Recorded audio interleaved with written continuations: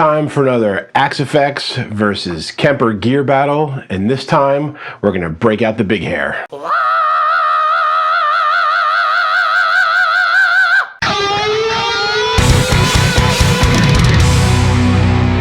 Before we begin, I just want to say this one's going out by request. Thank you, Eric BD Creations, for suggesting this. I had a ton of fun doing it. The Soldano Super Lead Overdrive Custom, also commonly called the Soldano 100. This puppy's going to run you $4,199. Or you could have a model of it and a model of just about every other amp you could ever think of for a little more than half that price. But is the model worth it, or do you need the real thing? I'm going to put the two top modelers out here to task, the Kemper and the Axe Effects, as I said before, and we're going to compare them side by side. This is a famous amp. This was so big in the 80s and still used today. Bands like Whitesnake, Motley Crue, Mark Knopfler used it, Rat, if you remember Warren DeMartini, one of my all-time favorite players. So in our comparison song, we're going to keep it all 80s in here. Now in that song, I've used various levels of gain to show you how the amps are going to sound against each other in different situations. So we've got like a high gain, very 80s sounding rhythm section. We got a clean section. We have lead over the clean. Then we go like mid gain, and we're going to do some heavier leads. Shrimp kebabs, shrimp Creole, shrimp gumbo, pan fried. For the Kemper, I'm using this premium model here from Big Hairy Profiles. If you don't know who that is, you should definitely check him out. He has some of the best premium profiles out there for the Kemper. The one from the pack that I'm using is called Sold-100 80s. He's got it through a Bogner 4x12 with Celestian greenbacks in it. There is an SM57 and a 121 mic in the cabinet. For the Axe Effects, I'm using the exact same amp model, the exact same cabinet with the same mics. The only data I didn't have is where he positioned the mics on the Kemper profile, so I did as best as I could to match it.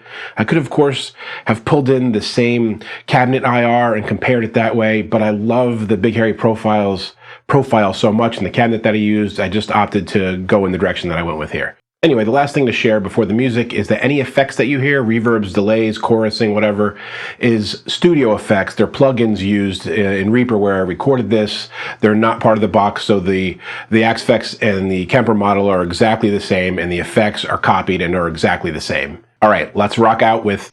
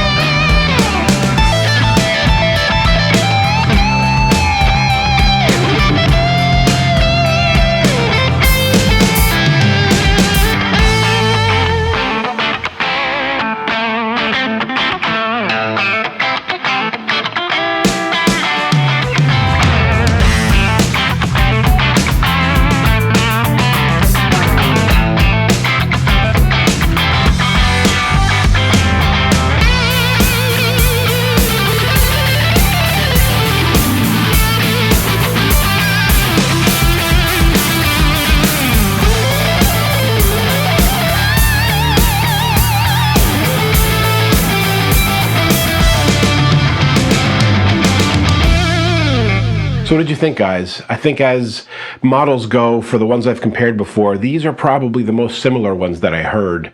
I didn't feel the divergence in any great way that I've heard in some of the other profiles and models that I've compared. But I like them both, as I usually do. There's something to like in each one of what the Axe Effects and the Kemper does. Let me know what you think, and if you have any questions or comments, leave them below. I get back to everyone as soon as I can. And until next time, guys, keep making great music. Hey friends, don't forget to subscribe and turn on notifications. It makes the whole world better.